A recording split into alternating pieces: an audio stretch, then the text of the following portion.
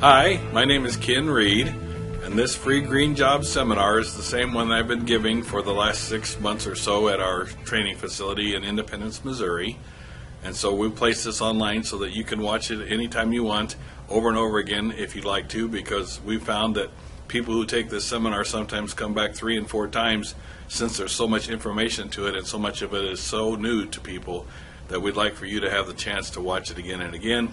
Plus, we want to encourage the rapid growth of this industry, and the only way to do that is to go viral, which means we need to go online. So we hope you enjoy the video, and if you have any questions, we've got our contact information at the end of this. Thank you very much. Hello and welcome to the Green Job Seminar online version.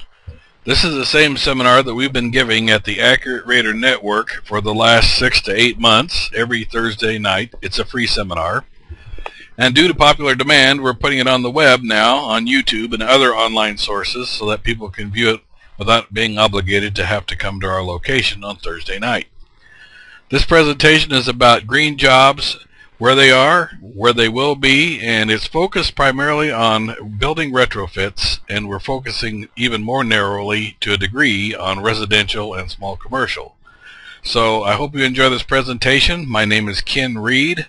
I've been doing energy conservation and environmental consulting for over 30 years, and I hope that you like this. There will be contact information and links to references at the end of this presentation if you want to get more information or get back to us. So the question that everyone seems to be asking is, where are the green jobs? Well, we've done this free green seminar for many months in the Kansas City area, so let's just say if you were going down the street of the Kansas City metropolitan downtown area and you were to ask 100 different people what a green job is, wouldn't you imagine you would get 100 different answers? I would assume so, because everyone has a different opinion of what a green job is. And that's because there is no actual perfect definition of a green job. Could it be in agriculture? Absolutely. Biomass, biodiesel, these different things, switchgrass, there's all kinds of alternative fuels coming from the biomass agricultural arena. Could it be in the renewable energy field? Solar, wind? Absolutely. How about research, R&D? Yeah, well, that's where the new products are going to be coming from. So there's many new green jobs going to be there. Emerging fields, people working with electric vehicles, hybrid vehicles, fuel cells. Yes, this is all coming, and we would expect to see a lot of it. And new construction. Well, new construction, as everyone knows, is a little bit of a hurt situation right now.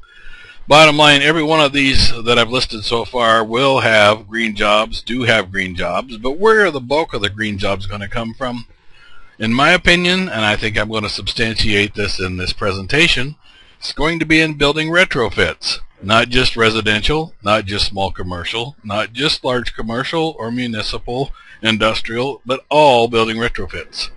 Many buildings have been built over the last 100 years in the United States, even further back, and they all really could use some retrofits. Even the newer homes are probably not meeting code. A lot of them we test do not meet code. But rather than pointing fingers, let's just look at the opportunity here.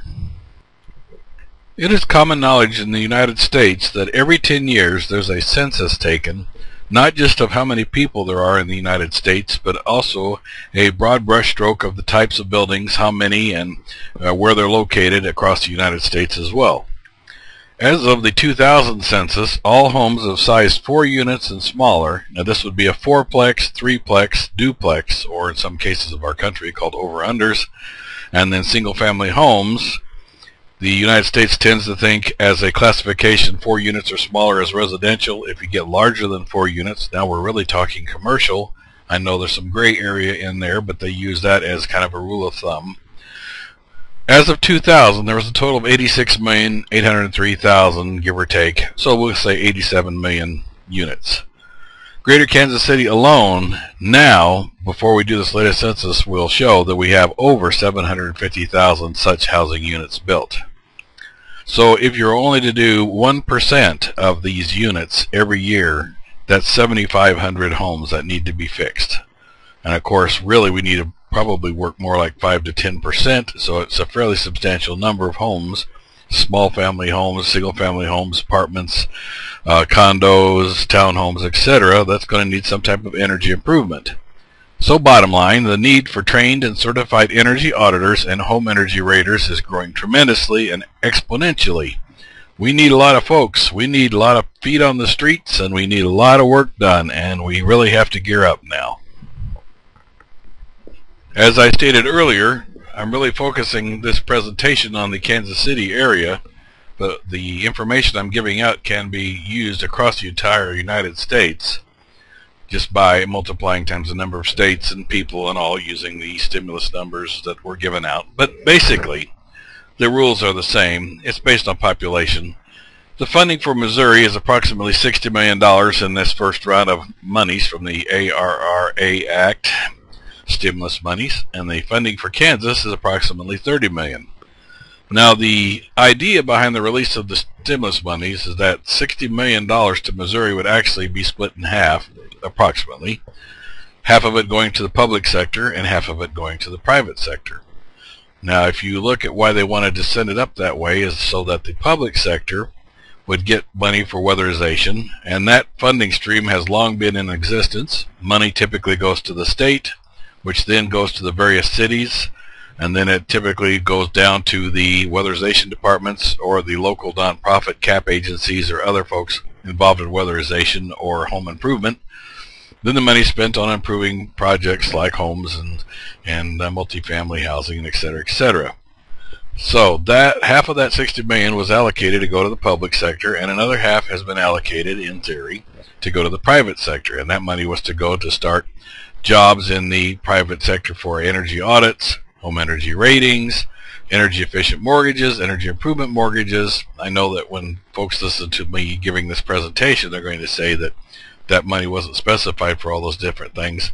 Well, bear in mind what we're talking about here is stimulus monies that were really intended to stimulate the economy. So what they wanted to have, bottom line, is a long-term jobs from a stimulus act. And so really the long-term jobs would probably have to be in the private sector, not the public sector, because the public sector tends to rely on grants. The private sector can actually use private investment capital that comes through banks, savings and loans, different ways that those mechanisms are funded. By looking at the funding mechanisms for both Missouri and Kansas, you can see that $30 million for Missouri and $50 million for Kansas was basically set aside for the private sector. Now, has it really happened? No, that really hasn't happened, and I will get into why that's the case here in just a second. For those of you that have good memories, if you recall, approximately a year ago, as of this recording now, which is happening in mid-February in 2010, about this time in 2009, the federal government was wanting to get the ARRA, American Recovery and Reinvestment Act, funded so that they could start all these stimulus jobs. And the idea is that the money would go out and be transparent and fully accountable and comply with the Davis-Bacon, which is basically the Prevailing Wage Act, so that as this money was released to create good paying jobs, and the money could be fully accounted for, and all the reporting would go back to the federal government so they would know that the money was spent correctly and not diverted into pet projects or other potential drains on the money that are very tempting for states and local governments to do. So when you look at the public sector, what I mentioned earlier, the money going to the states, then going to the cities, then basically going to the weatherization departments or the cap agencies, nonprofit weatherization agencies, that funding mechanism and that stream of where the money goes and the accountability of that money has been in existence for quite a while. So when the stimulus monies were released, the funding mechanisms were in place to make the public sector happen.